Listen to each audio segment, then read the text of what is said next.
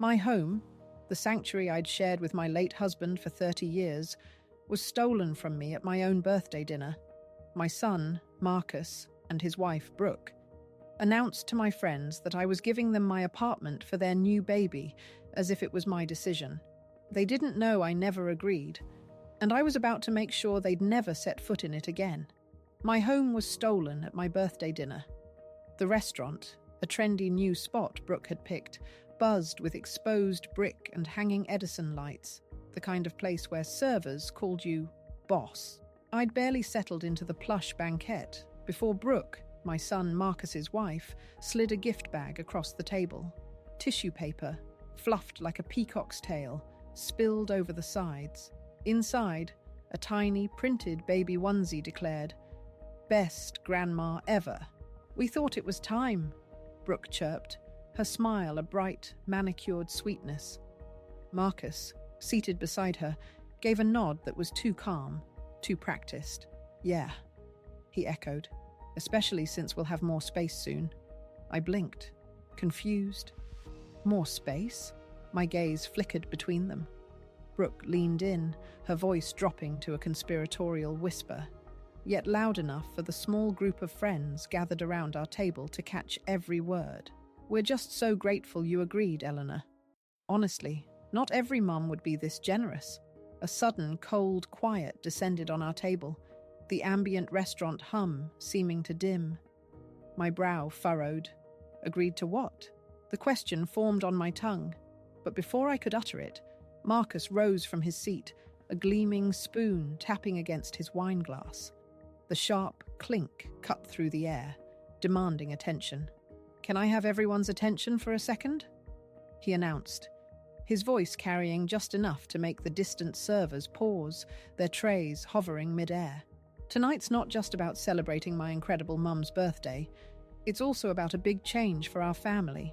Brooke, with a smooth, practiced motion, pulled out her phone, the small red light of its camera blinking to life. Marcus beamed into the lens. "We're moving into Mum's apartment," he declared, his voice ringing with a false joviality. "It just makes sense. She doesn't need all that space anymore, and we're starting a family. It's such a gift, honestly. So generous. Let's raise a glass to the woman who made it happen." A chorus of polite clinks filled the silence. My fork, heavy with a single forgotten bite of salmon, hung limp in my hand. I couldn't move. Marcus's eyes found mine, his smile stretched too wide, too forced. "Right, Mom?" The pressure in the room intensified, snapping into place like a sprung trap. Brooke's camera remained fixed on my face. Everyone at the table, friends I'd known for years, stared, waiting for my reaction. My brain froze. I felt like an actor, shoved onto a stage in the middle of a performance I'd never auditioned for. The spotlight, merciless. A shaky, forced smile stretched across my lips. I lifted my wineglass, took a sip of the warm, flat liquid that tasted suddenly of ash, and prayed for the moment to pass. It didn't. Not really. The conversation around me resumed, but the heavy cloak of their shocking announcement clung to me, a damp shroud. My blood drained, leaving my face cold. The celebratory meal turned to cardboard in my mouth. Brooke, oblivious or uncaring, launched into her grand plans for my apartment. She gestured with manicured hands, listing paint swatches and crib placements, casually mentioning taking down those old lady curtains. Her laughter, light and airy, grated on my nerves. "Of course we'll let you visit," she added, as if granting a favor. "You can still keep your plants on the balcony if you want." Marcus, ever her echo, chimed in. "We'll give you plenty of time to move. No pressure." They hadn't asked. They'd decided, declared, announced to my friends that my home, the place I'd shared with my late husband for 30 years, where I'd raised Marcus, cried, slept, and even patched up a bursting pipe with my own 2 hands, was now their starter nursery. Halfway through dessert, the metallic tang of betrayal too strong to swallow, I mumbled an excuse about not feeling well. Marcus gave me a knowing look, implying I was being dramatic, But I just told them I needed some air. Brooke offered to call a rideshare. I declined. I walked 3 blocks in heels I hadn't worn in years, the city streets blurring, until my toes blistered and a sharp, familiar burn ignited in my chest. It was the only way to silence the screaming in my head. By the time I reached my apartment building, the familiar facade felt alien, not safe, not mine. I fumbled with my keys, locking the door, then checking it again and again, as if the physical locks could keep out the emotional invasion. Their voices echoed in the quiet space. Brooke's laugh about my curtains, Marcus's casual dismissal of my need for space. My husband's photos, usually a source of comfort, lined the bookshelf. And suddenly they looked like warnings, not memories. I sank onto a kitchen chair, my hands flat against the cool, unforgiving surface of the table. I sat there for almost an hour, unable to move, unable to think past the pounding in my temples. When finally I stirred, a strange impulse guided me to an old drawer, untouched for months. It held my husband's files, legal documents, wills, emergency contacts. The last time I'd looked through them was right after his funeral. Deep within a dusty folder, I found it. A power of attorney form from 2 years ago, signed during a hospital stay when I'd had pneumonia. Marcus's name was on it. A cold wave of dread washed over me, churning my stomach. At midnight, I texted my lawyer, Annette, asking if it was still valid. The reply came quickly that morning. "If you didn't revoke it, yes. We need to talk." The shocking clarity hit me like a physical blow. Marcus wasn't guessing. He wasn't asking for my home. He was executing a plan. Sleep was impossible that night. Every time I closed my eyes, I saw Marcus's face, cold and expectant, as he clinked that glass, announcing my dispossession. He hadn't looked at me with love, or even hesitation, but with the detached gaze of someone cashing a check. I sat huddled on the couch, my robe clutched tight, staring into the dark, Brooke's voice echoing. "We're just so grateful you agreed." I never agreed. Not with words, not with a single look, but I hadn't stopped them either. I'd let the performance play out. That was my mistake. And now the consequences were spreading. Infectious. The next morning, the digital world confirmed my fears. Brooke had posted a reel, slow panning shots of my living room, set to soft acoustic music, captioned, "The beginning of our family's next chapter," saying goodbye to Grandma's place and hello to our new home. My couch, my bookshelves, my window with its familiar lace curtains, all showcased as if already theirs. 37 comments scrolled by. So sweet of her to pass it down. Ah, she must be so proud. I scrolled until I felt breathless, a tightening band around my chest. Marcus had already emailed me a transition plan, a detailed list of items they wanted moved out by month's end, suggested handover dates, and a link to a Pinterest board titled Neutral Nursery Aesthetic, photos of my bedroom, stripped bare, replaced by a crib and rocking chair. I hadn't even responded to the dinner. I hadn't said yes, but they had. They'd already drawn my future, and I was merely a bystander. I called Annette before 9:00 a.m. Her tone sharpened the moment I mentioned Marcus's name on the old power of attorney. "You need to come in today," she stated, no room for discussion. I dressed for battle. Pressed slacks, a crisp collared shirt, shoes that clacked authoritatively on the hardwood floors. I gathered every folder, every deed, every faded paper tied to my name. Annette, her lips pursed, flipped through the documents. "You never revoked this, Eleanor. Technically, he has access to make some decisions on your behalf, if you're deemed medically unable. But I'm not," I insisted, my voice thin. "Correct," she conceded, her gaze steady. "But if he had a doctor, claim you were showing signs of memory decline or exhibiting confusion, even just on a form, he could use this to challenge you in court. It's rare, but it happens, especially in family property disputes." My stomach lurched. The sheer audacity, the cold calculation, left me speechless. She looked at me over her glasses, her expression grave. "We need to revoke this now, and you need to be extremely careful what you say and sign. Everything needs to go through me. Do you understand?" I simply nodded, distrusting my own voice. When I arrived home that afternoon, my key jammed in the front gate. For 2 full minutes, I jiggled, twisted, a wave of panic rising, until I realized the lock was just stiff from the cold. I felt foolish, yet a terrifying thought pierced through. Had they already changed the locks? That night, my kitchen remained untouched. No cooking, no cleaning. I sat at the table, pen in hand, meticulously listing every financial sacrifice I'd made for Marcus's adult life, the college tuition I'd covered, the wedding flowers and catering I'd paid for, the emergency loan for their IVF treatments that never materialized. A strategic lie, it turned out. They'd used the word baby like a key, knowing it would unlock my generosity. And now this. I walked into my bedroom, opening the closet. Old photo albums sat on the top shelf. I pulled one down, flipping through the familiar pages. Marcus in his tiny league uniform. Brooke smiling with perfect teeth at their engagement party. My husband and I clinking champagne flutes in this very apartment. I closed the book, then picked up my phone. I texted Marcus one blunt sentence.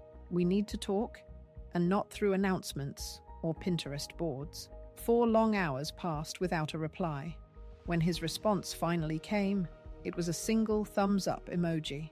That's when I knew, with a chilling certainty that went bone deep, I wasn't his mother anymore. I was his obstacle. A locked door. A name on a deed. Something he needed to move out of the way. And he wasn't going to ask again. What he didn't realize, though, was that this obstacle was just beginning to fight back. The thumbs up emoji was a slap in the face. It landed 4 hours after my blunt text, a casual dismissal confirming my worst fears. He wasn't asking. He was commanding. 3 days later, a thin envelope slid under my apartment door. No knock, no sound beyond the soft scrape of paper. Inside, titled Preliminary Transfer Agreement Residential Property, were lines for Marcus and Brooke. My name was there too, waiting for a signature. A typed note, clearly not Marcus's, read, "No rush, just need this signed before Friday to move forward with bank approvals. Thanks again, Mum." Bank approvals. They were using my home as leverage already. I called Annette. Her voice was calm but firm. "He's moving forward as if it's already his. If you sign that, it's over. Shred it. Do not respond. Do not engage in writing." This was a paper trail, designed to make my participation look voluntary. That evening, I tore through old files, searching for answers. I found it. A health directive from my pneumonia hospital stay 2 years ago. Buried within boilerplate forms was a limited authority designation. Marcus, my proxy for financial decisions during incapacity. I remembered him bringing it, hooked to an IV. "Just sign this, Mum, for insurance?" I hadn't read it. Just signed. Annette confirmed it. 1 doctor, 1 claim of memory decline, and they could freeze my assets, challenge me in court. My mind reeled. His birthday performance, Brooke filming, the past tense narration. Mum agreed. She's letting us. It wasn't clumsy. It was practiced, rehearsed. A chilling narrative they'd been building behind my back, and I had unknowingly allowed it. I had let them. The implications sent a cold shiver down my spine, tightening my chest with a sense of dread I hadn't known was possible. This wasn't just about my home. It was about my very sanity, my very self. How does it feel when the people you trusted most turn out to be the architects of your deepest fears? The very next morning, I began to dismantle their plan. My first call was to Annette. By noon, Marcus's power of attorney was officially revoked. I spent the day freezing my credit, securing every bank account, and changing every password. Marcus vanished from my emergency contacts. All future interactions, I vowed, would be in writing, every text screenshotted, every email saved. I stopped sleep aids and wine. My mind needed to be sharp. My journal became a fortress, meticulously detailing every call, every thought, with timestamps and handwriting samples, proof of my clarity. I wasn't paranoid. I was being hunted. That evening, an old fear returned. My key jammed in the front gate. For 2 agonizing minutes, cold dread seized me. Had they already changed the locks? It was just stiff, a false alarm. But the chilling thought lingered. Marcus still had a spare key, the building manager later confirmed, claiming he was checking on me. I immediately filed a formal request to change the locks, a silent act of defiance. All important documents went into a metal lockbox, hidden under my bed. Every night, I slept light, listening, watching. I was no longer a victim. I was a strategist, ready to expose them. How much of ourselves do we lose when trust becomes a weapon pointed back at us? The doorbell pealed 2 days later, a shrill jolt through the quiet apartment. I looked through the peephole. Brooke stood there, a practiced smile plastered on her face, clutching a white gift bag and an iced coffee with my name misspelled on the cup. My heart, already a drum against my ribs, quickened. I opened the door halfway, just enough to be seen, not enough to invite her in. "Just thought I'd stop by," she chirped, her voice dripping with sugar-sweet innocence. "Wanted to check on you. And I brought your favorite hazelnut cream, extra ice." She tried to push the cup into my hand, but I didn't move, my arm remaining locked against the doorframe. "You didn't text first," I stated, my voice flat, devoid of the warmth she expected. She laughed lightly, a dismissive flutter. "I figured it would be nice to pop in." "You've been quiet." She tried again to hand me the coffee, and when I still didn't budge, she finally pushed the gift bag toward me instead. "It's vitamins," she confided, her eyes wide, like a child about to share a thrilling secret. "Prenatals. We're hoping." "But you already knew that." I blinked, feigning surprise. "You're pregnant?" Brooke placed a hand dramatically on her stomach, as if already showing. "Just a couple weeks. We weren't going to say anything, but after the dinner..." She looked down, conjuring a moment of faux emotion, then met my gaze with a watery smile. "It meant so much that you gave us your place. We feel like it's a sign." She wasn't pregnant. I knew it the moment she spoke the words. Her eyes, usually so calculating, were too alert, too eager, too expectant of my reaction. It was a performance, carefully rehearsed. Later, when I finally stepped aside, letting her slip inside, a momentary lapse I immediately regretted, she went straight to the kitchen. She opened my refrigerator, pulled out a sparkling water, and drank it without a glance at the label. No one, I thought, would worry so little about caffeine or carbonation if they were newly pregnant and anxious. But I didn't say anything. I just watched. She began her tour. Brooke walked through my apartment as if it already belonged to her, her steps light and proprietary. She talked about where the crib would go, how she'd repaint the walls, how she might even knock out the narrow hall closet to open the space. I stood in the living room corner, frozen, a silent witness to the redesign of my life. She was flipping my home in her head, commenting on what furniture was worth keeping, her fingers tracing the edges of what was mine. "This bookshelf," she announced, running her fingers along the dusty top of the old wood. "We can donate it, right? It's a little outdated." My throat tightened. "My husband built that bookshelf with his own hands," I stated, my voice low. 31 years ago." She ignored me, a practiced art. Brooke continued her invasion, opening drawers, peeking into the laundry room, her gaze assessing, dismissive. I followed her, a shadow in my own home, into the hallway. "We should probably convert this room into a nursery sooner than later," she said, gesturing toward my sewing room. "You know, before you get tired of climbing stairs, babies need a calm environment, not clutter." That was when something in me finally snapped. Not a yell, not a scream, but a quiet, searing anger that solidified into resolve. I asked, my voice deceptively calm. "Brooke, when did your doctor confirm the pregnancy?" She blinked fast, caught off guard. Then she laughed, a brittle, awkward sound. It's early, Eleanor. Too early for tests. I just know. So no ultrasound? No blood work? I pressed, my gaze unwavering. I mean, we're going Monday, she stammered, her composure cracking. Anyway, you'll be the first to know. Obviously. The word rang in my ears, an echo of the insult from the dinner. I watched her take her sparkling water back to the living room, her eyes glued to her phone, her purse sitting open on the kitchen counter. Inside, a manila folder peeked out. I waited until I heard the bathroom door close. Quickly, I moved to the counter. When I peeked inside her purse, I saw copies of my apartment floor plan, meticulously labelled with new furniture placements. Below them, a printed Zillow estimate of my home's current value. My breath hitched. She wasn't staging the property for them to move in. She was staging it to flip it, perhaps even to someone else. I snapped a photo of the documents on my phone, returned the folder quietly, and sank onto the couch before she reappeared.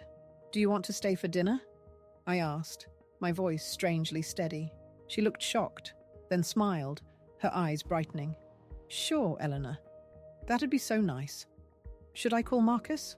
"No," I said. "Just us."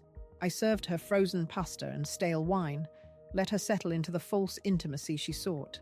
I watched her leave around 8, still smiling, still talking about colour palettes and baby names, completely unaware I had seen what was in her bag. The moment the door clicked shut, I pushed my heavy sewing machine in front of it. I wasn't scared. I was focused. I opened my phone, scrolled through my screenshots, and started a new folder called Proof. This wasn't family. This was fraud. And now I had the evidence. How does it feel when the people you love become characters in a deception, and you find yourself collecting evidence against them? Fraud. That single word burned in my mind the next morning. I woke before sunrise, not with panic, but with a cold, clear focus. This wasn't about family misunderstandings. It was about outright deception. I began packing, not with boxes for their transition plan, but with information. My phone felt like an extension of my own resolve. My first call was to Iris. She was an old friend, a retired real estate agent who now lived 3 towns over, mostly tending roses and ignoring texts from her ex-husband. Iris didn't ask why I was calling at 6:11 a.m. Her voice, husky with sleep, simply said, "Talk to me." And I did. I told her everything, meticulously. The birthday dinner humiliation, the hidden power of attorney, Brooke's fake pregnancy, the apartment floor plans in her purse. I laid out the forged narrative they were trying to weave. A cruel family fairy tale. Iris listened without a single interruption, her silence a comforting presence on the other end of the line. When I finished, a long pause stretched between us, broken only by the faint chirping of early birds outside my window.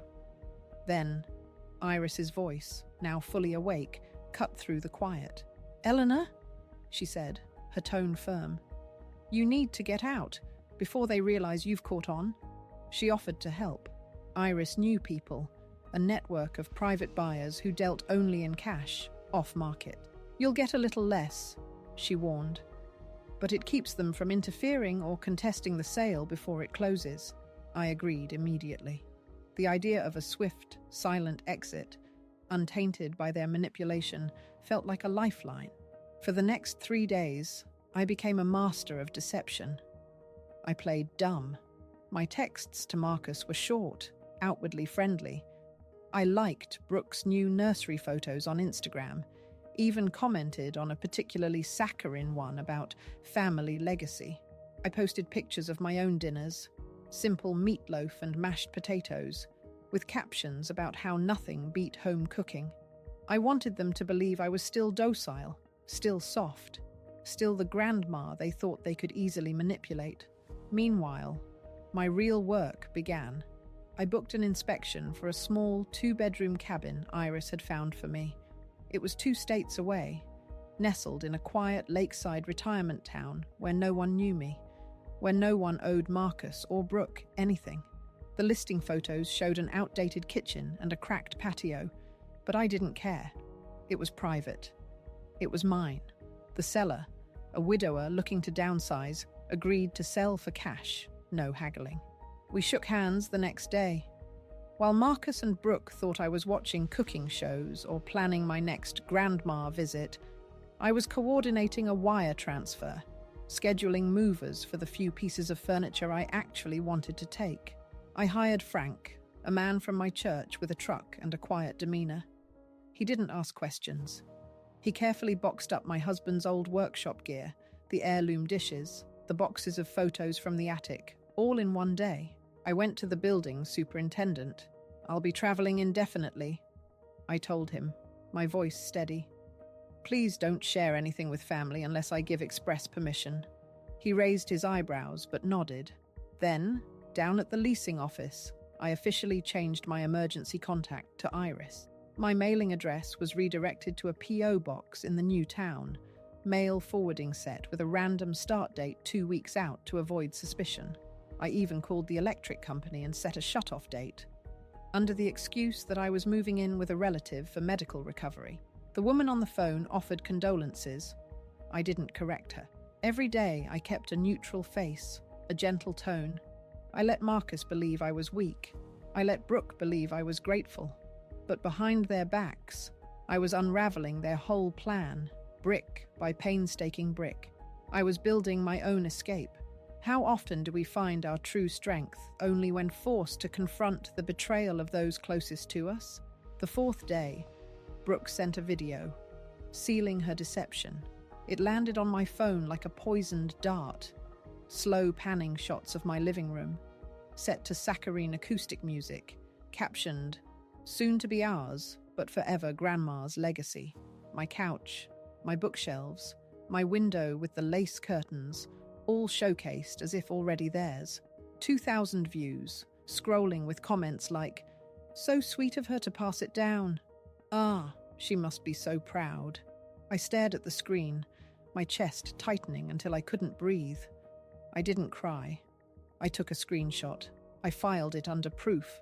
In the quiet hours of that morning, while Marcus and Brooke believed I was still the docile grandma they could manipulate, I was coordinating a wire transfer for the cabin, scheduling Frank from church to move my husband's old workshop gear and the heirloom dishes. I alerted the building superintendent I'd be traveling indefinitely and not to share information unless I gave permission. He raised an eyebrow, but nodded. Downstairs, in the leasing office, Iris became my new emergency contact. My mail was redirected to a P.O. box 2 states away. I even called the electric company, setting a shut-off date under the guise of medical recovery with a relative. Every detail, every interaction, was a strategic move in a game they didn't know I was playing. That night, I left one final silent hint, an empty suitcase casually placed in the hallway near the front door. Brooke, with her penchant for popping in, would surely see it. She'd tell Marcus. They'd think I was packing for a short trip, buying them more time. They didn't know how little time they actually had. It happened on a Tuesday late afternoon. I had just hung up with the title company, confirming the apartment sale would close in 72 hours, all cash, no contingencies, just as Iris had arranged. Then the knock came. Sharp, insistent, not the polite kind. I stood in the hallway, silent, listening. The knock came again, then Marcus's voice, strained. "Mum, open the door." I didn't move. I knew he'd brought his key. I also knew I'd had the locks changed 2 days ago, a detail I hadn't mentioned to anyone. I heard the key try, fail, jiggle, a pause, then a heavier pounding. "Mum, I need to talk to you."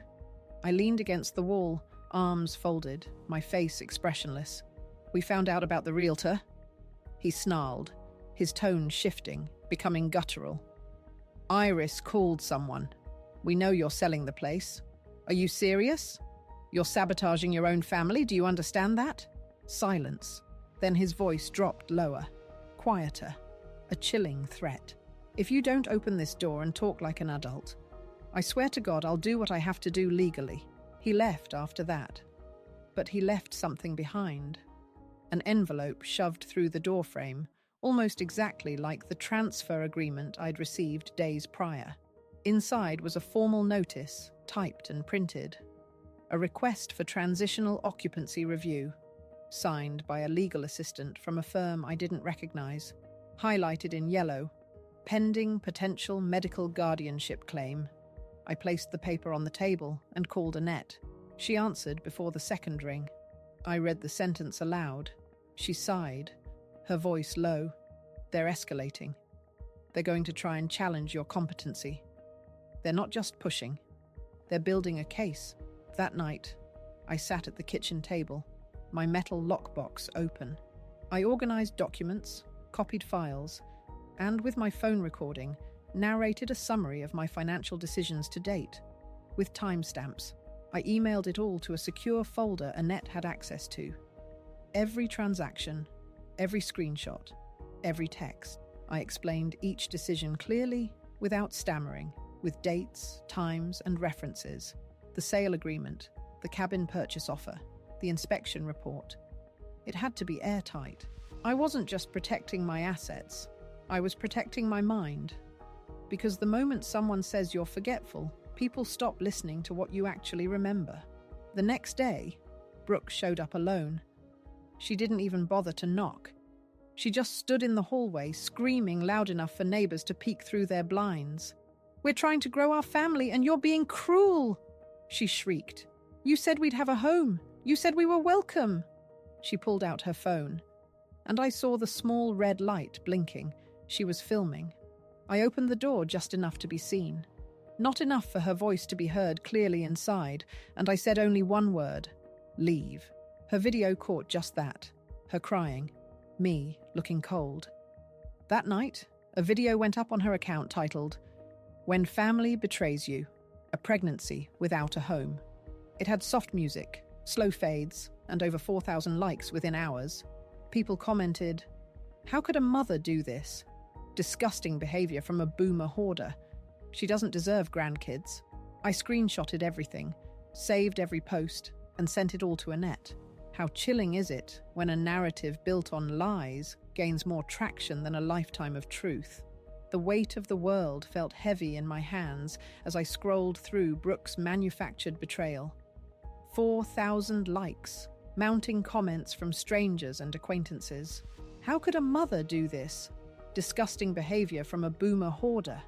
She doesn't deserve grandkids. Each word was a calculated jab, twisting the truth into a weapon.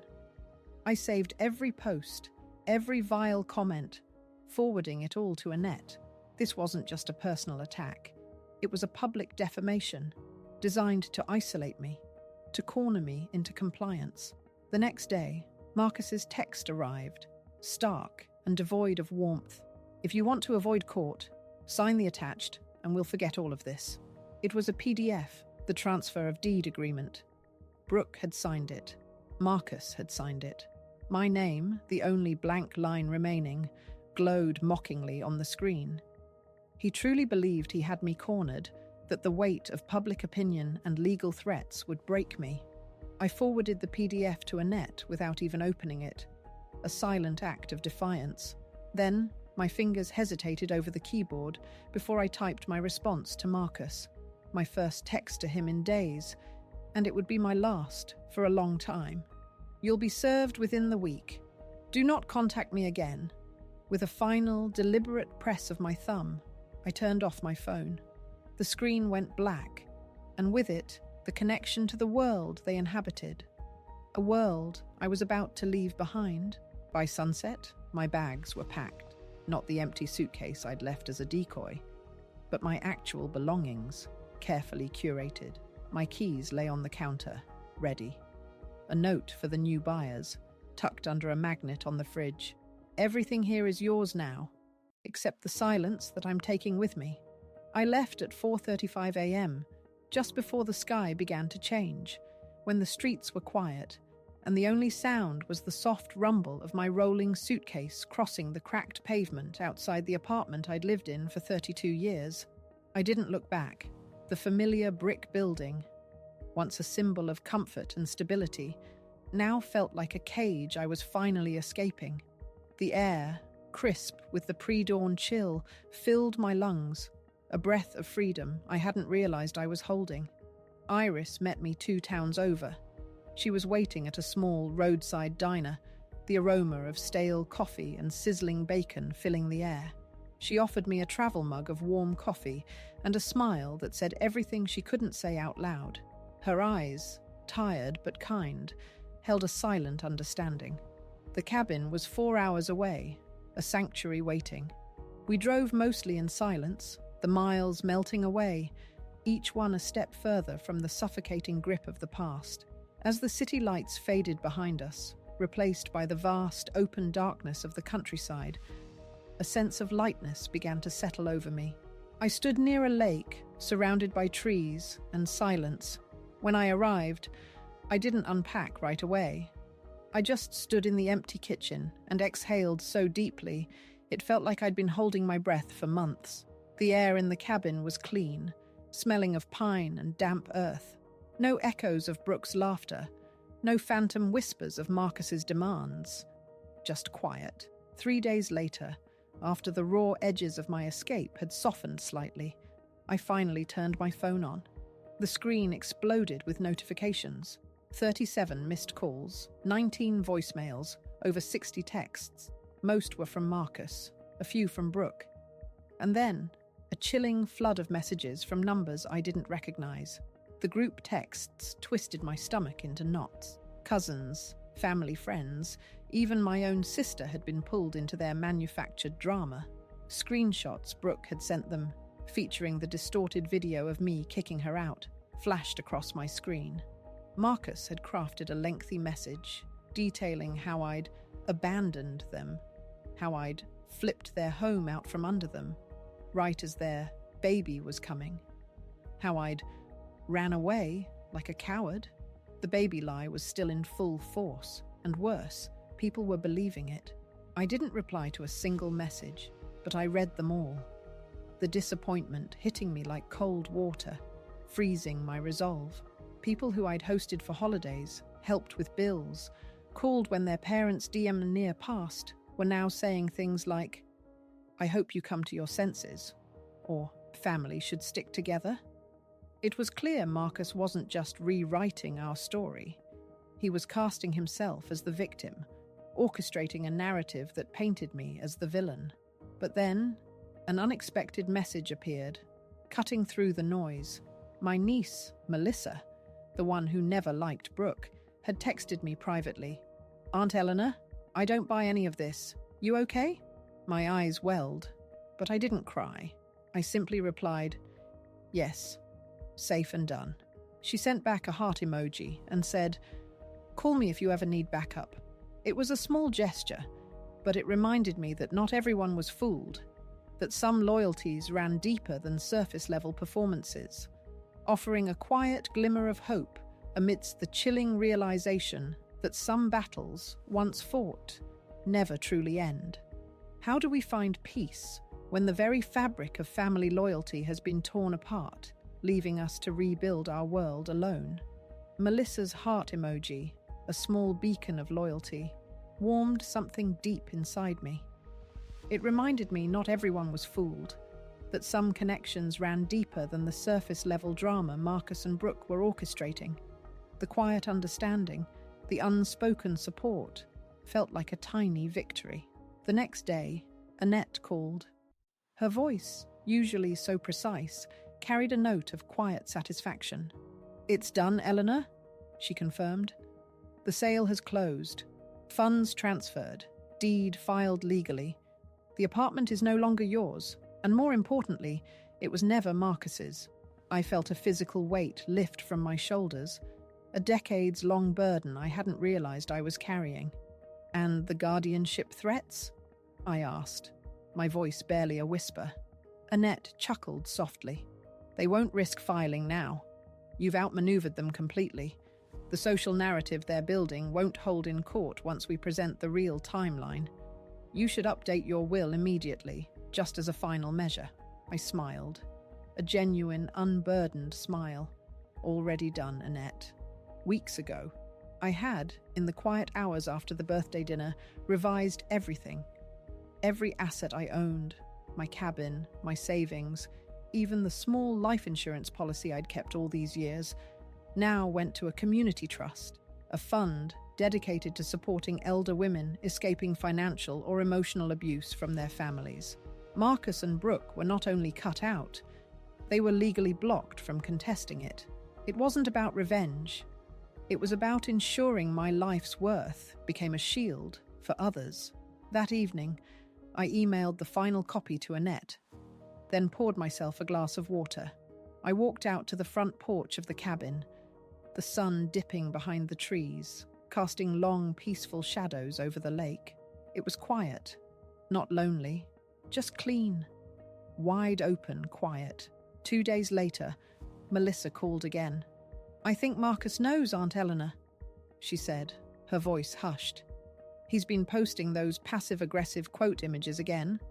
Betrayal always comes from the ones closest to you, kind of shot." She paused. "And Brooke changed her Instagram bio to chosen family only." I laughed, a short, hard sound that surprised even me.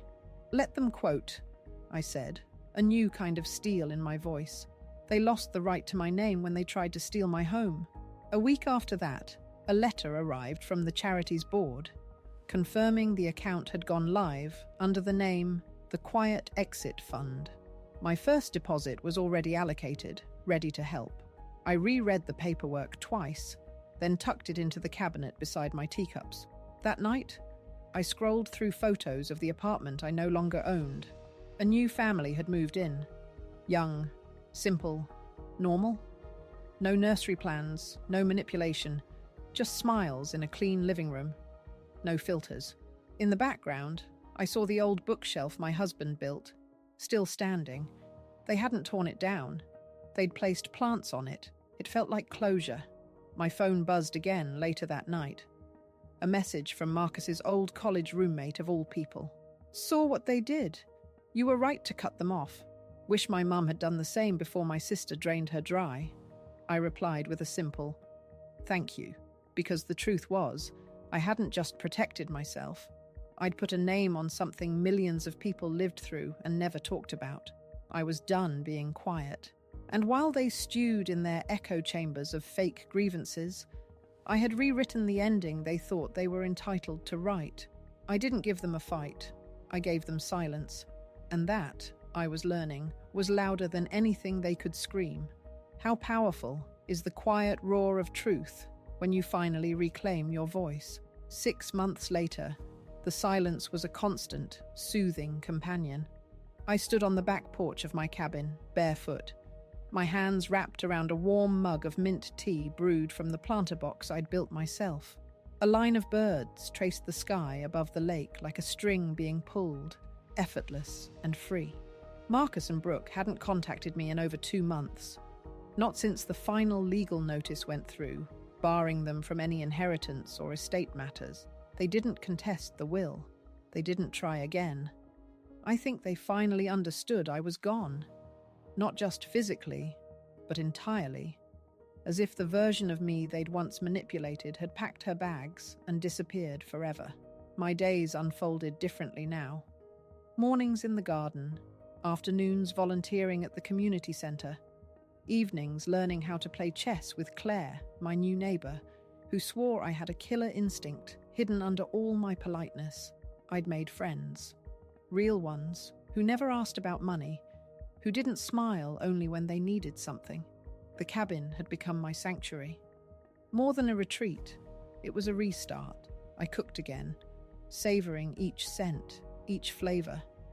I laughed out loud, a genuine, unforced sound that vibrated through me.